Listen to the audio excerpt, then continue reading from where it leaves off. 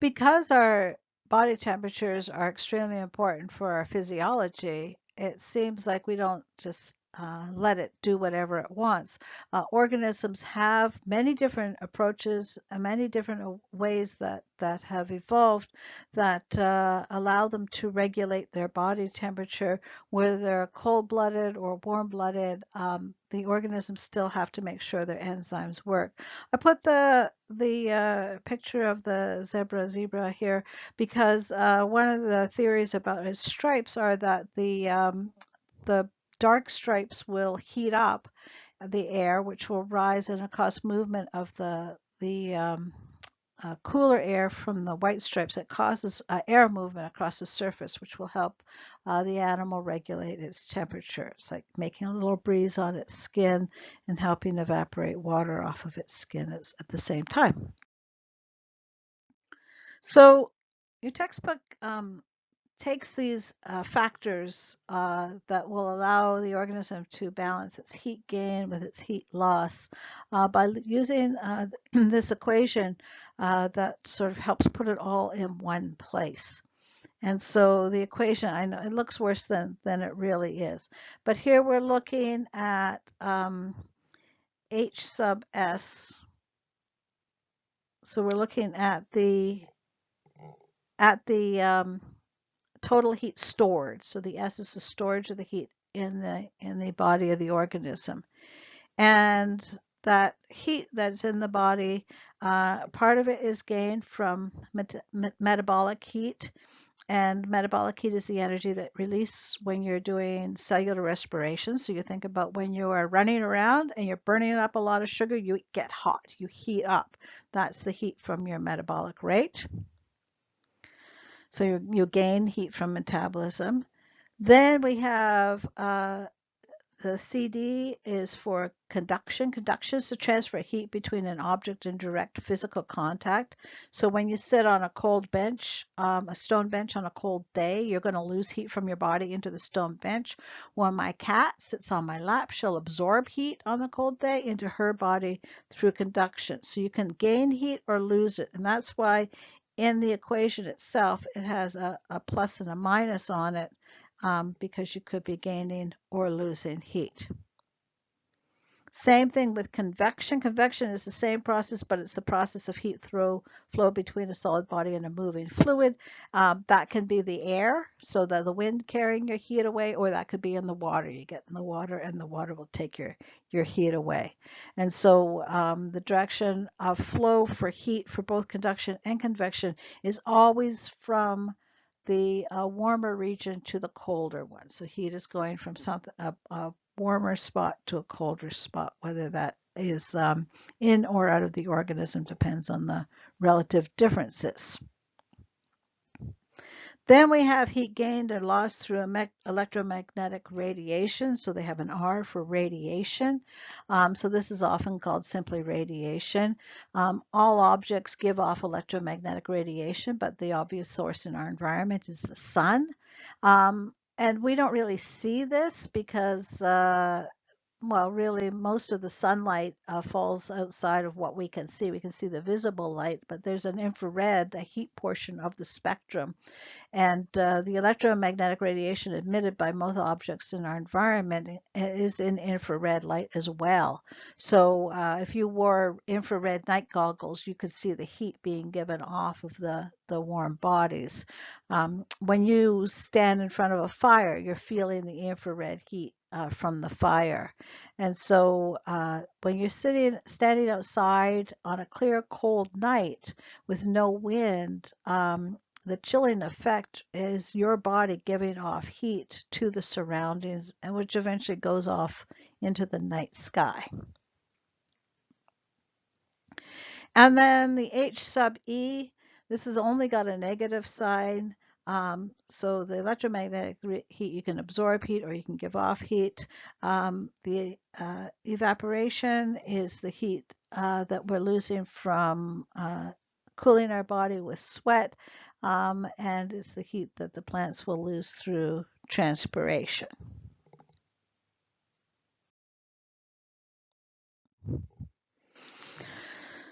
So this is a figure from your textbook looking at a plant and how heat exchange is occurring between the organism and the environment. This is exactly the same as that equation, except in this case, it's much more visual. This is much better for the visual learner. And so we have a plant here. A plant, it doesn't maintain a high body temperature. A plant is a type of organism known as a poikilotherm. A poikilotherm's body temperature varies with the temperature of the air around it. So you spell poikilotherm is Poikilotherm,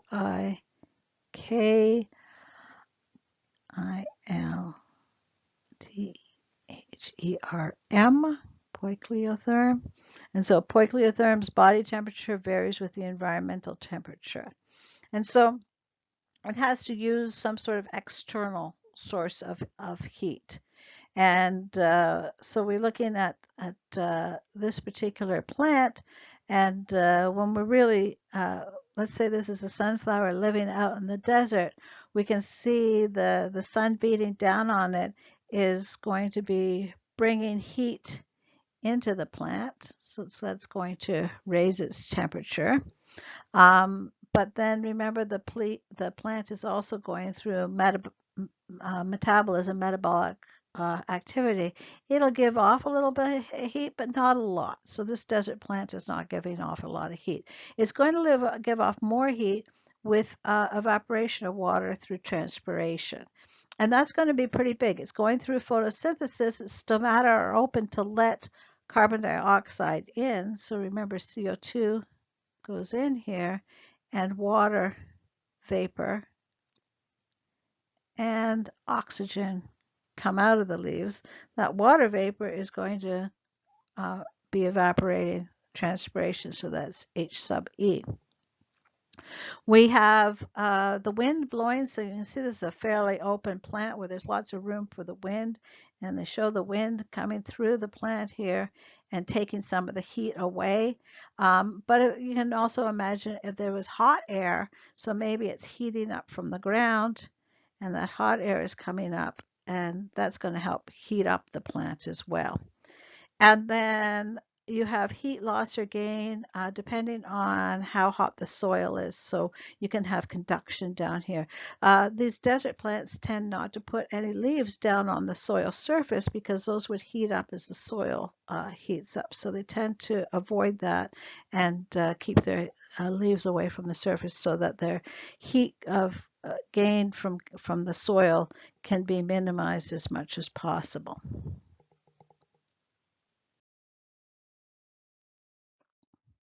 So poikilotherms, the body temperature varies directly with the environmental temperature. And so they're going to have to regulate their body temperature by manipulating the evaporation and the radiation portions. The animals that mainly rely on external sources of energy for regulating their body temperatures are called ectotherms. And organisms that rely on our own metabolic heat reserves, our metabolic heat energy is called an endotherm. So we heat up, you increase you burn more sugar in order to heat up. And then we have endothermic animals. Some endothermic animals, including some fish and insects, can heat up critical organs, but not the whole body. Other endotherms are very good at maintaining a constant body temperature, and we are called homeotherms. And homeotherms include birds, mammals, and there's one deep sea fish, the opa, is a homeotherm, so that you're able to keep a constant body temperature. And so that way all your enzymes will work really nicely within your constant internal body temperature. But that means you have to regulate it and keep it where you want it to be.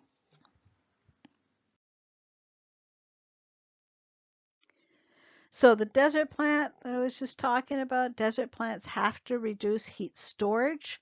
So what we're looking at with the desert plants, that we've got the stored heat equals the heat from conduction, so the hot air around them, minus the heat that they could lose from convection from the wind, and they can try to reduce how much radiative heat that they are going to be bringing in. They can't really rely on evaporation because there's a shortage of water. So these are the factors that they have to deal with. So you want to reduce the heat with conduction, not put your leaves touching the ground. You want to increase conductive cooling. Make sure you let that wind get around you and cool you off. And you're going to have to try to reduce how much you're exposed to the sun. So here's a desert plant. In order to reduce conduction, you don't have, the leaves are not touching the ground down at the bottom of the plant. In order to let the wind through, you have very sparse leaves so the wind can get in and around you and cool you off.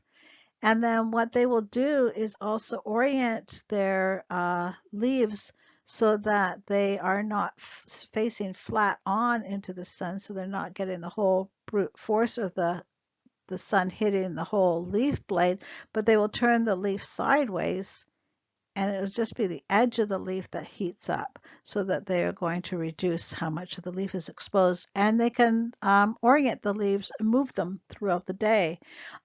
So we saw with that dryas, it was moving its flower to capture the heat from the sun. Here we're moving the leaves to try to minimize the heat from the sun.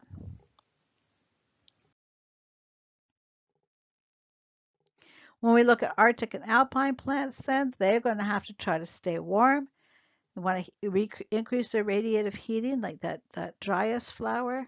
They want to decrease their convective cooling, so they don't want to have a lot of space for the wind to blow. They want to keep everything all tucked in like a big fat penguin, but these are plants.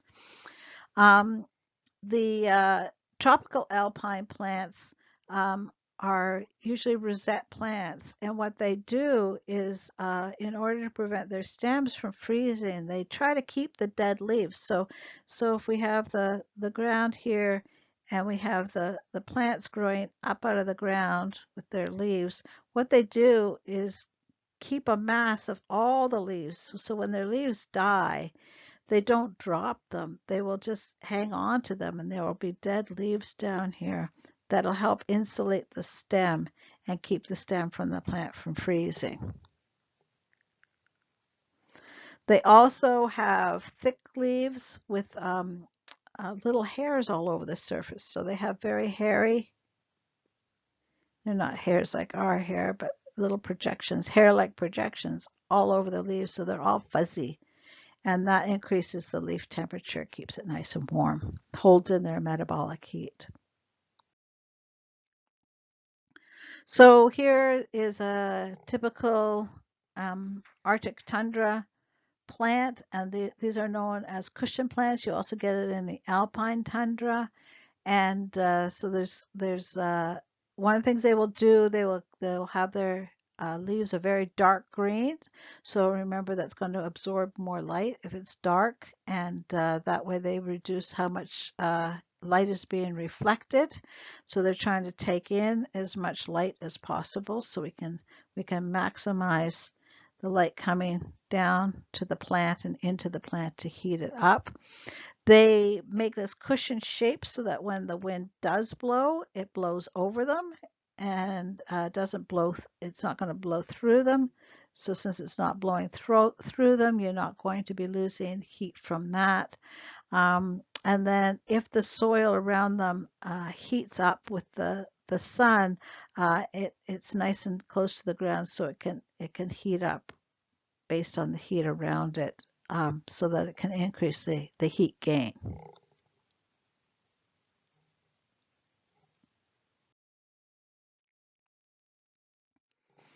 So this graph is looking at an Arctic cushion plant compared with an Arctic willow. Now the Arctic willow is a more open plant. The cushion plant is the one we just saw in that diagram. And when we look at over the course of the day, so we're looking on the x-axis We've got the time in the day in hours from 9 a.m. to 5 p.m., so morning to afternoon. And we can see the air temperature is the bottom line.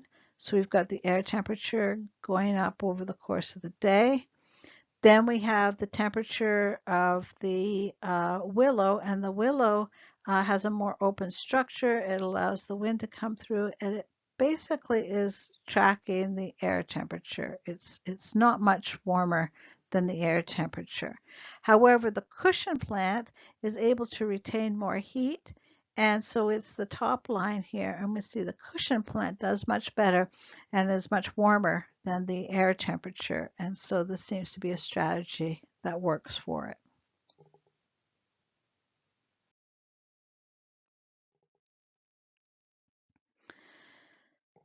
Now, ectothermic animals, remember they, uh, things like fish, amphibians, reptiles, and vertebrates, they use external sources of energy to regulate their body temperatures. And they're going to use similar ideas or systems as the plants do, but the animals obviously have more options because they can move around. The plants are kind of stuck in one spot, but we can see the behavior of the animal is definitely going to be an important factor here. This is one of the reasons animals do the things they do.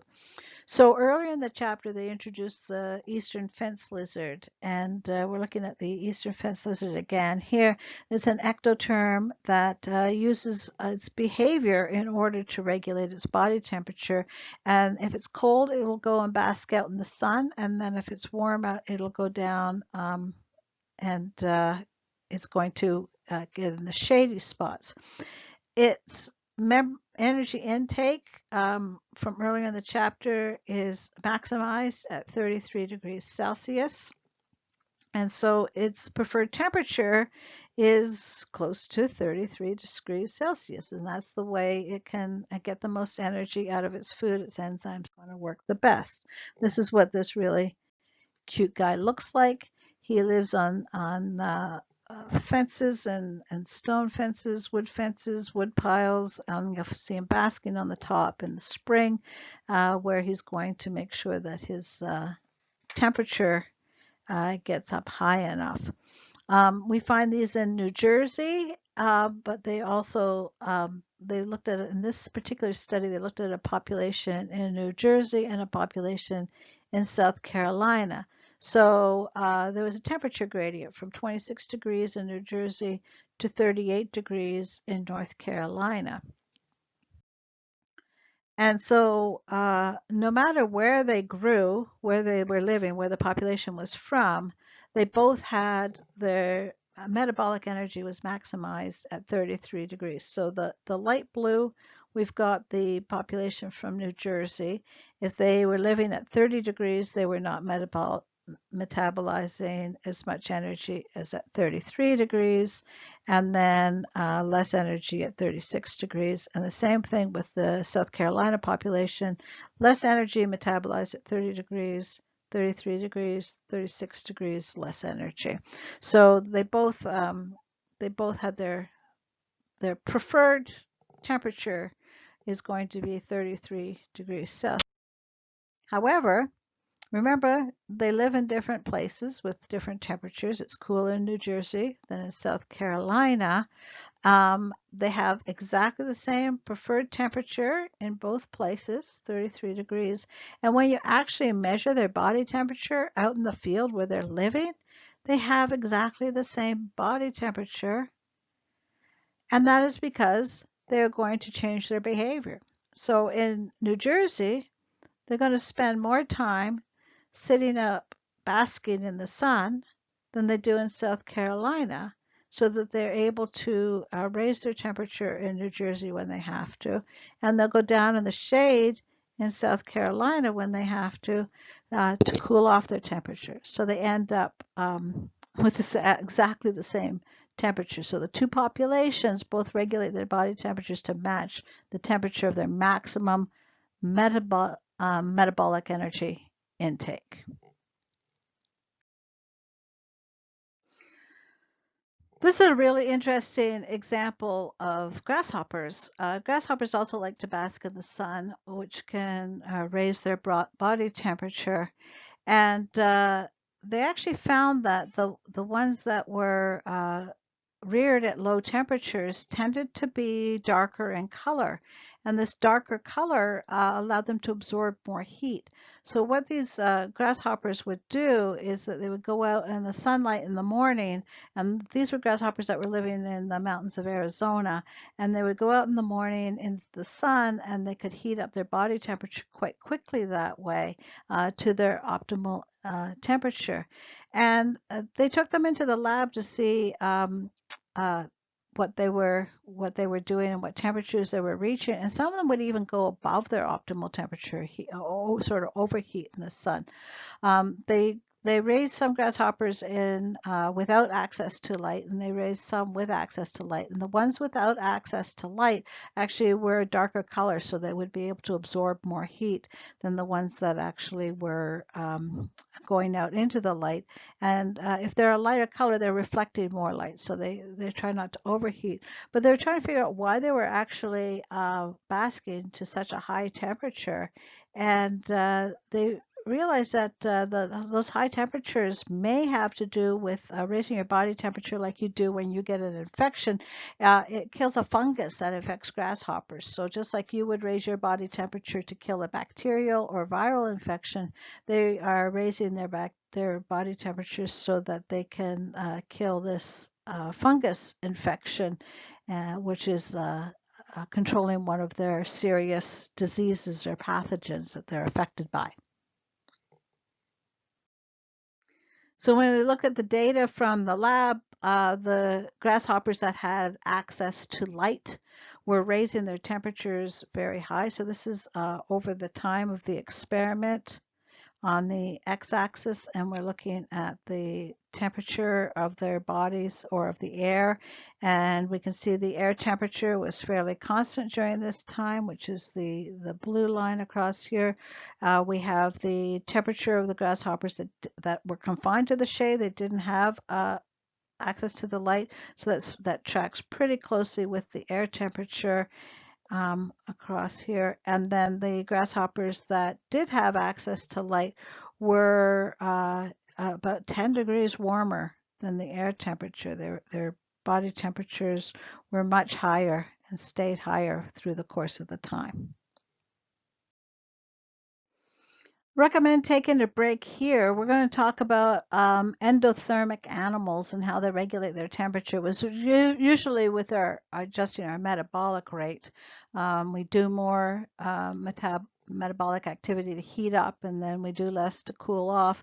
But these are a couple of really cool examples of kangaroos in Australia living in hot deserts and the mechanisms they use for cooling themselves. So take some time, watch these two YouTube videos, one on the eastern gray kangaroo and one on the red kangaroo. We'll be talking about these kangaroo species later in a later chapter, and take a moment and stop the video and watch these two examples, which are very interesting ways of the kangaroos cooling themselves. Now that you're back from watching those kangaroos keep themselves really cool, we're going to talk about temperature regulation by endothermic animals. And these endotherms are obviously going to rely a great more on the metabolic heat. And so there was a study by Scholander et al. In 1950 where they looked at thermoregulation in mammal species by monitoring their metabolic rate when they put them at different temperatures. And they found a range of environmental temperatures over which you didn't change your metabolic rate, so that the homeotherm had a range of temperatures where it really didn't have to do anything different metabolically, and that is called the thermal neutral zone. And that differs with different species. It can even differ with different populations of a species. If the temperature falls below or rises above the thermal neutral zone, then the homeotherm's metabolic rate will rapidly increase to 2 or 3 times what its resting metabolism is. And well, basically at low temperatures, if this was happening to us, if the temperature dropped below our thermal neutral zone, we would start shivering, which causes our muscles to contract. We also release hormones that increase our metabolic rate, and we start metabolizing our fats. And at high temperature, what we will do is increase our heart rate, and that will push blood to the skin, and that can dump heat from the skin radiating out into the surrounding environment. So you turn red and you start to dump heat outside of yourself. And some organisms they talk about in your textbook will actually have special structures to increase how much they are dumping into the environment. And evaporative cooling from sweating, that can certainly unload a lot of heat. And humans will do that, horses will do that, camels will sweat to reduce their heat. Some homeotherms do not sweat, but they can cool by other means. So the dogs, birds, marsupials, they can pant. You saw the kangaroos where they will lick themselves so that the evaporating water will cool them off as well. And so there's a number of different techniques homeotherms will use to keep themselves cool. I find this a fascinating graph. What we have across the x-axis are the environmental temperatures of different mammals. And the most mammals have a normal body temperature around 35 to 40 degrees Celsius. So, and that falls within the range of the thermal neutral zone for the mammals. They all go into this range where we have our normal body temperatures. However, if we look at the tropical species, they don't go far out of that range. The tropical species have a fairly narrow thermal neutral zone, and if you get lower temperatures than that thermal neutral zone or higher temperatures than that thermal neutral zone, they have to increase their metabolic rate, change what they're doing physiologically so that they are still able to survive in those temperatures. And that includes us. We are a tropical species. We evolved in a tropical environment. However, take a look at these Arctic species. They're amazing because they have this huge breadth of a thermal neutral zone. For instance, the Arctic fox can tolerate environmental temperatures down to minus 30 Celsius without showing any increase in metabolic rate. Take a look at this Eskimo dog that can lie out there in the snow and it's well below freezing and it is quite happy and it is not having to adjust its metabolic rate at all. But then it can come here and live in your house and be just as happy. So I think this is a really interesting study where they were looking at these different species, thermal neutral zones, and comparing them between tropic and Arctic species. So the rest of this section of the chapter, it covers a number of other endothermic organisms that are kind of interesting. It talks about endothermic aquatic animals and the idea of using a heat exchange of your blood vessels to keep them from cooling off the body and the water. We also get these heat exchange devices in the extremities of birds, like you can see the feet of a duck standing on the ice, and as the blood goes down to the feet, it dumps the heat into the parallel arteries. And that way, as it moves back, it can take the cold blood and heat it up as it's going from the blood that's going back out to the feet from the heart. So they talk about these various types of fish and aquatic fish and animals that are mammals that are homeotherms, endothermic, and also some interesting endothermic insects and some of the work of Bernd Heinrich. So you can read about that. I'm going to skip on ahead to something that you wouldn't think was a thermogenic organism. A plant is a plant that does grow in New Jersey.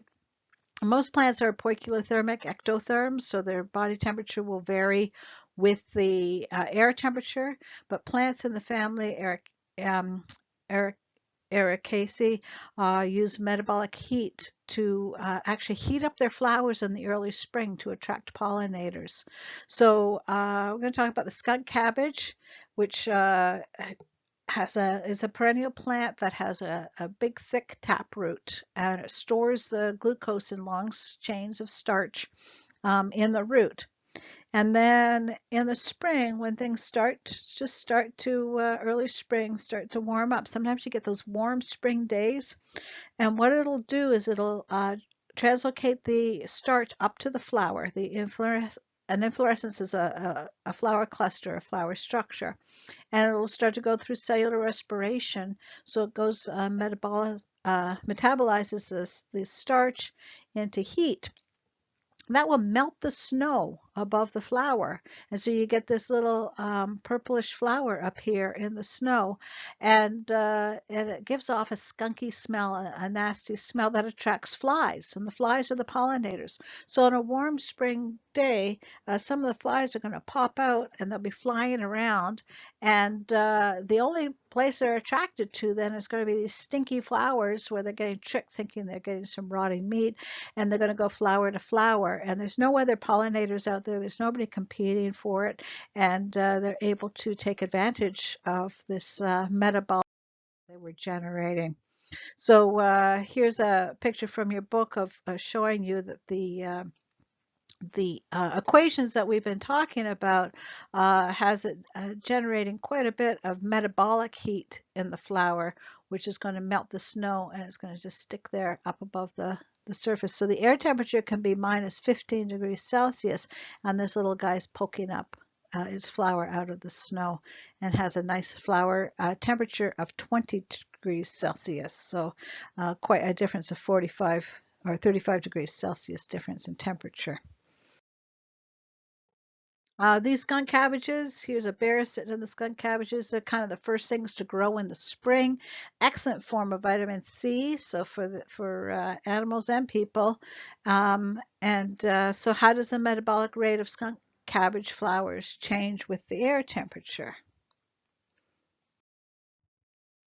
So if we're going to do one of these graphs again, my pen has lost its charge, so I'm using the mouse. So we have the temperature across the x-axis.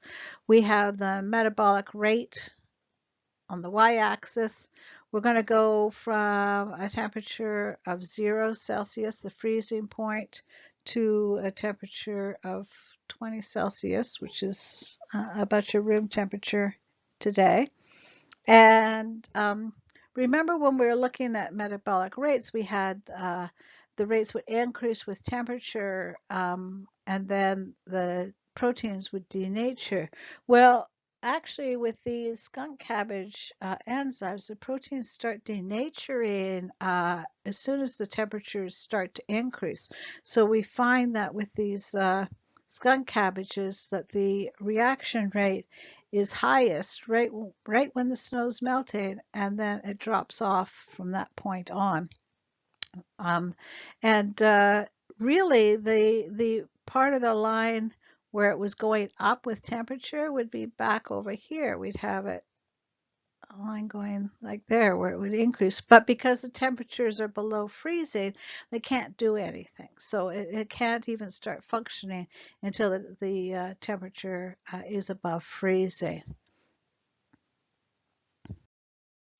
And here it is in the textbook, much better picture than I just drew with my mouse. We've got the air temperature in Celsius going from 0 to 22. We've got the metabolic rate, so that's how much oxygen it's consuming. It's not doing photosynthesis, it's doing cellular respiration. So it's consuming oxygen, and we can see that the enzymes, the part that would be increasing up to this point is missing because we don't have this metabolic rate until you get above freezing, and then from there on we see a linear decline between the air temperature and the rate of oxygen consumption.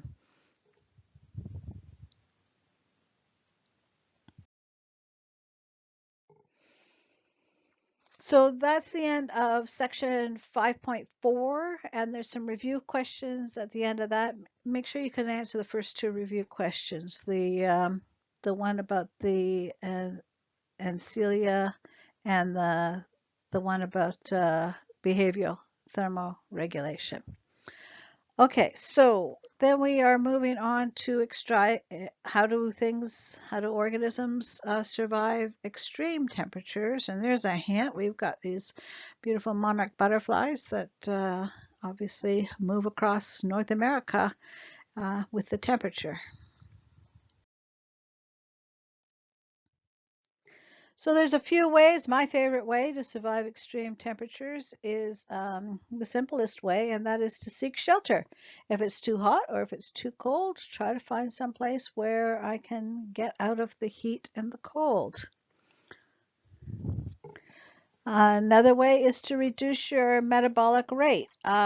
Something like a hummingbird can, at night when it gets cold, can actually go into a state of torpor, which is where you have a very low metabolic rate and a low body temperature, and that way the hummingbird is going to save some energy when it goes into that state of torpor.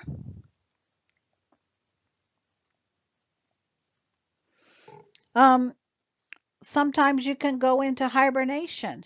So instead of just going into torpor for a few hours at night like the hummingbirds do, some go into a hibernation state for several months. And during hibernation, the body temperature can drop and the metabolic rates can drop. And that way the animals are going to save energy up during that period when the temperatures are not to their advantage.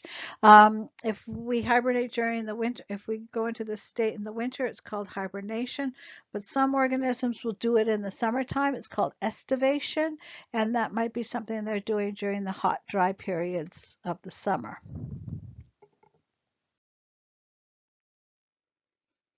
So it's a chapter.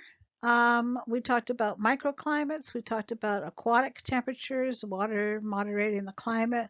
We talked about this important principle of allocation, that you're well adapted to certain environmental conditions, but not well adapted to all of them. The temperature and animal performance we talked about. We talked about extreme temperatures and photosynthesis. We talked about temperatures and microbes. We had the equation of balancing heat gain and heat loss, and we had a few examples there. How we regulate our body temperature in plants, ectotherms, endothermic animals, and some behavioral mechanisms for surviving extreme temperatures. So reread your chapter, take a look at the concept review questions in the sections, and then look at the chapter review questions at the end, 1, 2, 4, 6, and 8. So that's the even numbered ones. Make sure you can answer those. Also, take a look in Appendix A at Investigating the Evidence 5 about lab experiments, because we talked about quite a few lab experiments in this chapter, and be able to answer questions 1 and 2. Here's an example. Homework question. Butterflies are ectothermic and diurnal. If you don't know what the terms mean, look them up. What does it mean to be ectothermic? What does it mean to be diurnal? They elevate their body temperature by basking. If you don't know what basking is, look up. Look up words you don't know.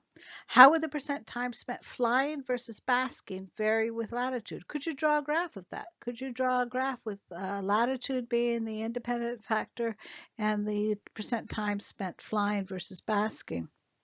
And how does this happen? What if temperature changes over the course of the day? How much time would be spent flying versus basking? So you're changing the independent factor on this one as well. And then think about if this is the butterflies pollinating things, how is temperature then, since it's affecting flying versus basking, how is it going to affect pollination?